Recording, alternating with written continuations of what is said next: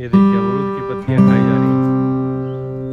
तो 1:30 बज चुके हैं दोस्तों, इनको बांध दे रहा हूँ, कोई मतलब नहीं है।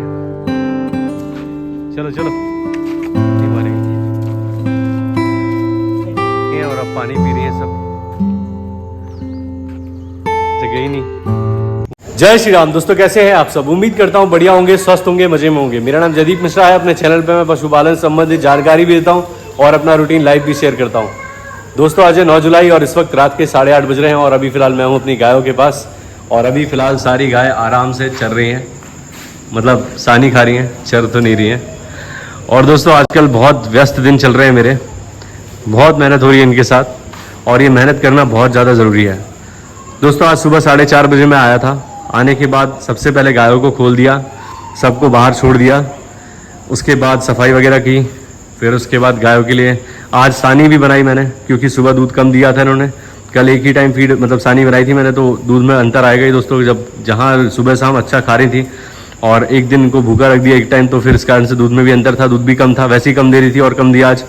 तो मैंने सोचा कि चलो भाई सानी बना देते। तो आज सुबह दोस्तों मैंने इनके लिए सानी भी बनाई थी और सानी बनाई थी ऐसी कि जो भूसा कम डाला था, बाकी फीड जितनी डालता हूँ सबको बराबर डाली थी। भूसा इसलिए कम डाला था ताकि पेट खाली रहेगा थोड़ा तो ये अच्छे से चरेंगी, और दाना इसलिए बराबर दिया था कि शाम को मिल्किंग करूँ तो दूध भी निकले, तो पेट में भूख भी लगे और फीड से इनको दूध में भी अंतर ना आए। तो इसलिए मैंने सानी में फीड अच्छी मिलाई थी, बस भूसा थोड़ा कम मिलाया था। तो सारी गायों ने सानी सुबह बढ़िया तरीके से खा ली।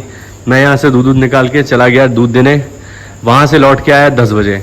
दोस्तों आप सब जानते हैं कि भूसा मेरे पास ख़त्म हो गया था और घर पे मेरे पास रखे हुए लगभग 12-14 बोरे थे, तो जिनमें से मैं एक एक करके लेके आ रहा हूँ। आज मैं एक लेके आया था, 10 बजे यहाँ पर आया था तो एक बोरा लेके आया था। कोई गाड़ी में लोड करके इकट्ठा नहीं लाया हूँ, इसलिए नहीं लाया हूँ कि अभी इकट्ठा लेके आऊँगा तो 500 रुपये मैं गाड़ी वाले को दूंगा और उसके बाद फिर लोड करवाओ वहाँ से, फिर यहाँ पर उतरवाओ, और मेरे पास टाइम तो होता नहीं है, क्योंकि अगर मैं वहाँ पर गाड़ी में लोड करवाऊँगा और यहाँ के उतरवाऊँगा तो फिर उसके बाद गायों को कब खोलूँगा। और इनको अभी 2-3 दिन से लगातार खोल रहा हूँ और अगर एक दिन का भी गैप दे दिया तो इनका सिस्टम डगमगा जाएगा। जो थोड़ा बहुत बाहर घूमने की इनको आदत हो रही है वो छूट जाएगी। तो इसलिए मैं सोचा कि भाई मैं रोज़ आऊँगा यहाँ पे 10 बजे आता ही हूँ इनको चराने के लिए, तो उसी वक्त एक बोरा अपनी गाड़ी पे रख के लेके आऊँगा और फिर बोरा यहाँ पे रख दूँगा और फिर गायों को खोल लूँगा और फिर उसके जंगल में ले जाऊँगा।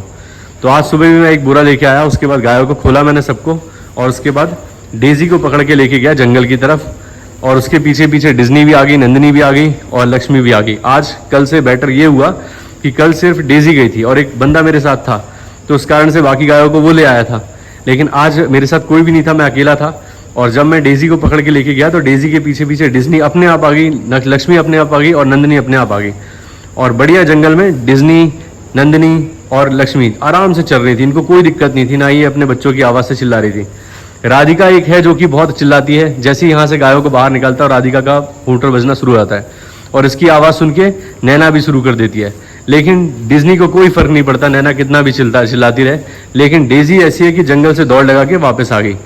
मतलब ये वहाँ रुकी नहीं, मैं यहाँ से मेहनत करके लेके गया और वहाँ से ये दौड़ लगा के वापस आ गई। जैसे ही ये वापस आई उसके पीछे डिज्नी, नंदिनी, लक्ष्मी ये वापस आ गई। लाली तो और लाली, कपिला और मंगल तो यहाँ से गए नहीं थे, किसी के पीछे नहीं गए थे, वो तो यहीं थे ग्राउंड में घूम रहे थे।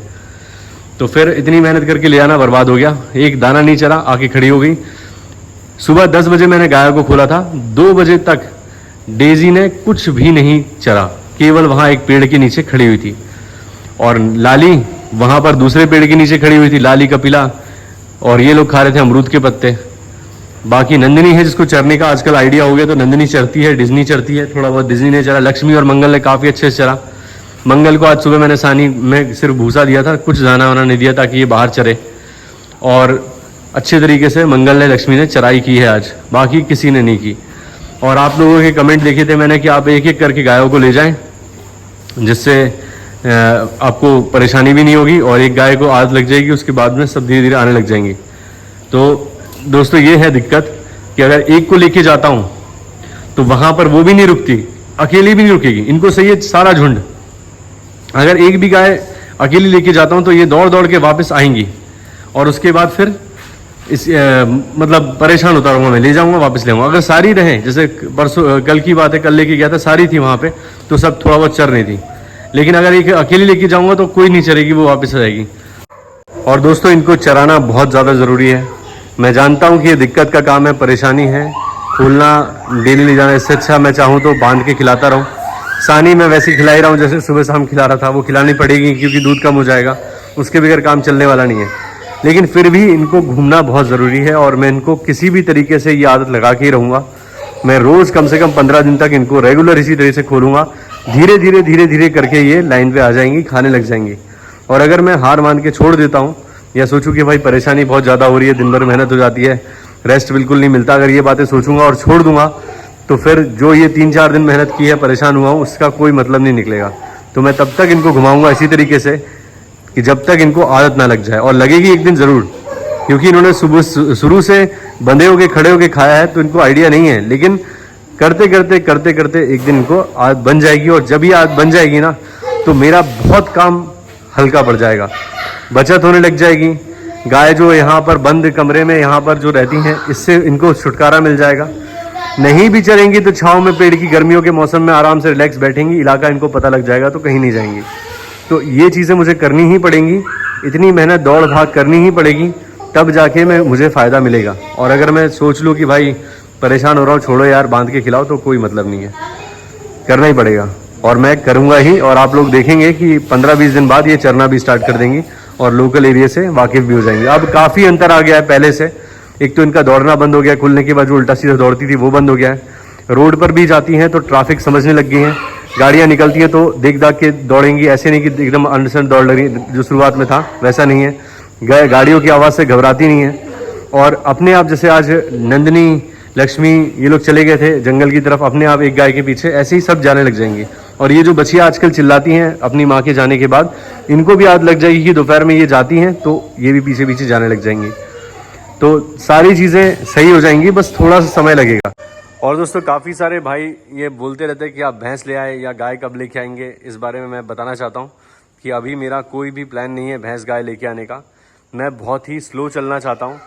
आज जानवर खरीदने के लिए तो हम कैसे भी करके खरीद लें, भैंस भी खरीद सकता हूँ, गाय भी खरीद सकता हूँ, खरीद ली।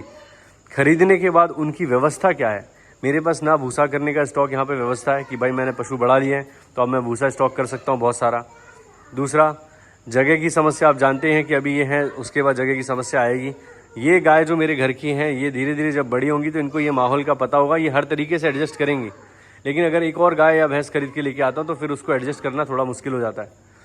और इस कारण से मैं एकदम से गाय नहीं बढ़ाऊँगा। किसी भी भाई को मैं सलाह नहीं दूंगा कि अगर वो डेयरी फार्म करना चाहता है तो इकट्ठे बहुत सारे पशुओं से स्टार्ट करे। ज़्यादातर डेयरी फार्म इसीलिए बंद हो जाते हैं क्योंकि लोग इकट्ठा इन्वेस्टमेंट कर देते हैं, जानवर खरीद के ले आएंगे बहुत सारे और फिर स्टार्ट करेंगे, और उसके बाद धीरे धीरे उनको सिस्टम समझ में आएगा। तब तक वो समझ चुके होते हैं कि भाई मैं घाटे में जा रहा हूँ, क्योंकि जितने पशु से आप स्टार्ट करते हैं उतने ही आपको 3 महीने बाद फिर खरीदने पड़ते हैं। तो इसलिए धीरे धीरे करो, मेहनत करते चलो, धीरे धीरे करके ग्रो करो, इकट्ठे एकदम नहीं हो सकता। दोस्तों, अगर यहाँ पे मैं कोई व्यक्ति अपने मदद के लिए रख भी लेता हूँ तो मुझे उतनी ही मेहनत करनी पड़ेगी, उतने ही बार चक्कर लगाने पड़ेंगे, और उससे ज़्यादा मेहनत करनी पड़ेगी उस आदमी पे नज़र रखने के लिए। क्योंकि अगर मान लीजिए गायों को पानी पिलाना है और वो व्यक्ति पानी पिला रहा है, मान लीजिए नंदिनी के सामने पानी रखा और नंदिनी ने नहीं पिया, उसके बाद लाली के सामने रखा, बाकी गायों के सामने रखा, और उसके दिमाग से निकल गया कि नंदिनी ने नहीं पिया था, तो क्योंकि वो कर्मचारी है वो ध्यान नहीं देगा कि नंदिनी के सामने दोबारा पानी रखें। नहीं पिया कोई बात नहीं, मैं पूछूंगा पानी पिला दिया, वो बोलेगा पिला दिया। सारी गाय को पिला दिया, सारी गाय को पिला दिया, नंदिनी का उसको ख्याल नहीं आएगा। लेकिन मैं अगर पिलाऊंगा तो मुझे पता होता है कि नंदिनी ने नहीं पिया है, तो मुझे इसके सामने दोबारा न रखना है। तो ये चीज़ की नज़र रखनी पड़ेगी। उसके बाद सानी कितनी देनी है, किस गाय को कितनी फीड देनी है, अगर मैं उसको बता भी दूंगा, उसके बाद भी वो किस तरीके से बना रहा है, ये भी इस चीज़ की कोई गारंटी नहीं है। और इतने कम पशुओं में किसी आदमी को रखने का कोई मतलब नहीं है। मैं इतना जानता हूँ कि अगर आप डेयरी करना चाहते हैं तो आप उतने पशुओं से शुरुआत करें, उतने ही जानवर रखें जितनों का आप खुद कर सकते हैं। और अगर आपको कोई बंदे की सपोर्ट की ज़रूरत है तो आपका वो फैमिली मेम्बर होना चाहिए, तभी इस काम में आप अच्छे से कर सकते हैं। या फिर आपका हाईटेक डेयरी फार्म होना चाहिए जहाँ पर ऑटोमेटिक सारे सिस्टम हो, मिल्किंग मशीन हो, TMR हो सानी बनाने के लिए, और जिसमें सुविधाजनक हो सारी चीज़ें, सारा सिस्टम हो आपका, और बड़े पैमाने पे काम करें तो आप ऑटोमेटिक मशीनरी लगाइए और फिर आप काम कर सकते हैं। लेकिन छोटे स्तर पे अगर आप काम करते हैं तो आपका परिवार और आप खुद, इसके अलावा डेयरी नहीं चल सकती, लेबर के भरोसे नहीं चल सकती। अगर आपने लेबर को ज़्यादा रोक टोक की कि भाई तुमने गोबर ढंग से साफ़ नहीं किया था, यहाँ जमा रहता है, अच्छे से साफ़ करो, गायों के नान ढंग से साफ़ करो, पानी सबको बढ़िया तरीके से पिलाओ, बार बार पिलाओ, दिखाते रहो, दिन भर तो गोबर उठाएगा नहीं, वो एक बार सुबह उठा देगा, एक बार शाम को उठा देगा, पूरे दिन यहाँ गंदा पड़ा रहेगा। अगर मुझसे मतलब अगर उसको रोक टोक ज्यादा की तो वो जॉब छोड़ देगा, मतलब वो बोलेगा भैया मुझे काम नहीं करना। फिर उसके बाद मेरी आदत छूट चुकी होगी काम करने की और कोई दूसरा बंदा मिलेगा नहीं, तो उससे दिक्कतें आएंगी। इसलिए खुद करो, जितने पशुओं का आप खुद कर सकते हैं उतने पशुओं का करो, ज्यादा बड़े पैमाने पे करने के चक्कर में ना पड़े। अगर आपके साथ फैमिली है, आपकी परिवार है हेल्प करने के लिए, तो उससे बेहतर कुछ नहीं है। या फिर आपका हाईटेक डेयरी फार्म हो जहां पर आपको लेबर की बिल्कुल जरूरत ना हो, एक व्यक्ति सारी चीजें मैनेज कर सकता हो, तो वो बेहतर है। तो दोस्तों आज का वीडियो मैं यहीं अंत करता हूँ। उम्मीद करता हूँ आप लोगों को वीडियो अच्छा लगा होगा। अगर अच्छा लगा है तो प्लीज़ लाइक करें, चैनल को सब्सक्राइब करें और बेल आइकन जरूर दबाएं, ताकि आपको इस तरह के वीडियोस का नोटिफिकेशन मिलते रहे। मिलते हैं दोस्तों किसी और वीडियो में, तब तक के लिए जय श्री राम। अपना ख्याल रखें दोस्तों।